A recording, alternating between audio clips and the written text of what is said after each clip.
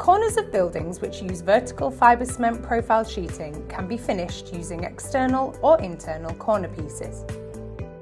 When sheeting to an external corner, trim the sheets to finish as close as possible to each other.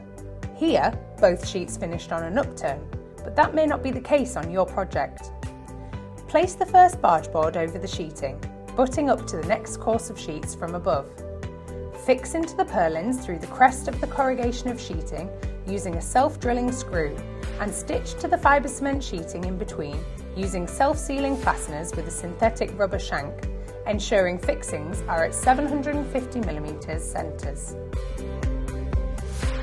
Continue up the corner of the building, ensuring an end lap directly below each lap of sheeting.